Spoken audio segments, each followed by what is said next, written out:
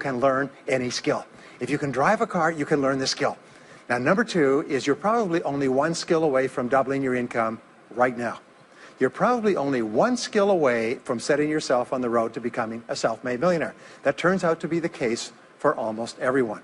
And if you don't know what that skill is, maybe over the course of the time we spend together, it'll jump out at you. But whatever it is, you've got to find it out and go to work on it, because it is learnable. It's a learnable skill. People say, well, I've never been very good with money. Well, get over it. The fact of the matter is, you can learn what you need to learn to achieve anything that you want to achieve. So, the success secrets of self-made millionaires. Give yourself a score of 1 to 10, and if you are weak on one of these, it can be enough to hold you back.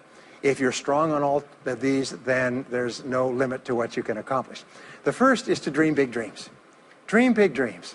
Practice what is called back from the future thinking and project forward. Develop a vision of yourself as happy, healthy, wealthy, thin. Practice what top people practice, which is what is called idealization. You project forward several years and you imagine that your life is perfect in every way. Imagine that you have no limitations. Imagine that you have all the time and all the money and all the friends and all the contacts and all the education and all the experience, and that you could be or have or do anything you want in life. If you could, what would it be? If your life were perfect in 5 years, what would it look like? How much would you be earning? How much would you be worth? What kind of a family life would you have? What kind of health would you have? What kind of car would you be driving? What would your life be like if you could wave a magic wand and make it perfect in every way? Now, what we have found is this is the starting point of great riches, and it's the starting point of great success in life, is for you to have a dream or a vision of a wonderful future. Here's an exercise that we give people in our audiences, is take a sheet of paper and make up what is called a dream list. Now, imagine this is kind of like a kid's Christmas list, and that it just allows you to just run wild and just write down everything that you could think of that you could possibly want. I had a friend who I taught this to, and he got so excited about it, he bought a spiral notebook, and he began writing. And he'd go through the newspaper, and every single thing he saw in the newspaper that was nice, he wrote it down as a goal. He ended up, first time through, with 330 goals. With the end of the month, he had 500 things that he wanted. The interesting thing was that his life exploded. He activated the law of attraction, and he began to attract into his life people, circumstances, ideas, resources, insights that began to move him toward the accomplishment of the goals and began to move the goals toward him. Number two is to do what you love to do. Whenever you find people who are really successful in life, they're people who do what they love to do. They love their work. The great rule for success in life is to find something that you love to do and then find a way to make a living doing it. Now, when you find what you love to do, it'll be something that gives you energy, it motivates you, it enthuses you. It's probably something that you were meant to do from the time you were born. And when you ask self-made millionaires, what sort of work do you do? They'll often say, I've never worked a day in my life. I just do what I like to do. I had a graduate in my course once who came up to me and said, you know, that's interesting. He said, when I was a little boy, I loved to study airplanes. He said, I got airplane books, and I had airplane models, and I had toy planes, and then I got into competitions with remote-controlled planes. He said, when I grew up and went to school, I studied aeronautical engineering. He said, today, he said, I'm 35. He said, I own 3 companies. One builds small aircraft. Another one repairs and services small aircraft. Another one is in leasing and chartering small aircraft. He said, I've never worked a day in my life. He said, I've just played with planes since the time I was a kid. So one of the things that you can do is go back to the time when you were young, as a child between the ages of 7 and 14, before you discovered boys or girls, and what is it that you really love to do? And you'll often find that within that is something you're supposed to do as an adult. Number 3 is commit to excellence. Now, this is really, really important, and I had a hard time with this as a young man because I was never good at anything.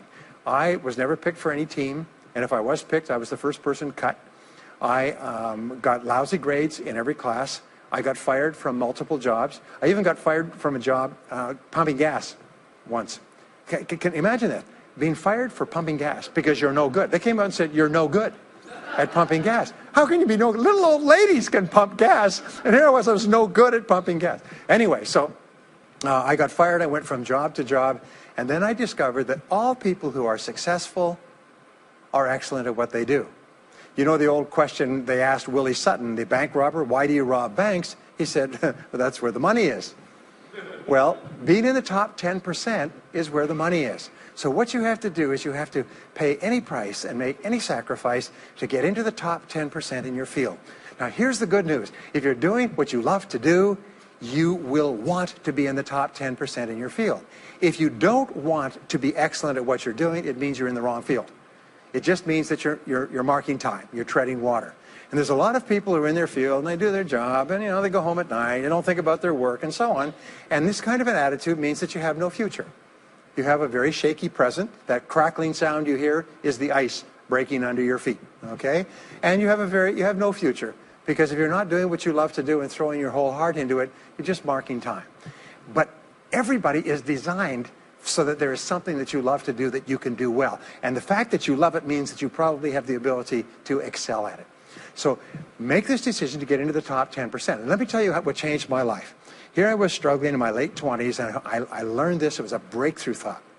Is that everybody's in the top 10% started in the bottom 10%. Everybody who's doing well was once doing poorly. Everybody who is at the top of your field today was once not even in your field at all and didn't even know it existed. What that means is that if you're willing to pay the price and work hard and make the sacrifices, you can get into the top 10%.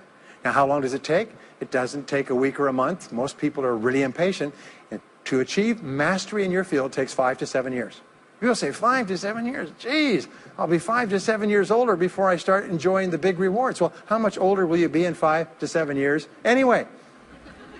Now, here's an important point. Are you ready? The time is going to pass anyway. The time is going to pass. 5 to 7 years from now, 5 to 7 years will have passed. The only question is, are you going to be at the top of your field, or are you still going to be down there with the mediocre 80%? And the wonderful thing is this: is nobody's better than you, and nobody's smarter than you. If anybody else is at the top of their field, it means that you can be at the top of your field. Just go to them and find out how they got there, because they started at the bottom. Now, it may take longer for some people and less for others, but everybody who puts one foot in front of the other and keeps moving eventually gets there. And that's where all the rewards are. And not only that, that's where all the joy in life is. When you're really good at what you do, you feel wonderful about yourself. You're respected and esteemed by everybody around you. You can write your own tickets. You can open any door when you're good at what you do. Because you get up in the morning and you know you're good. And that is more important than the rewards that go with it. The next key is to develop your unique talents and abilities. Every single person is designed from infancy with special talents and abilities that, if you develop them to their height, can enable you to accomplish anything you want in life. Everyone is genetically structured to be able to do something superbly, to do something they enjoy, to do it well, and to get great satisfaction from it. Peter Drucker often asks the question, what are you good at? What are you good at today? What should you be good at? What could you be good at? What will you be good at?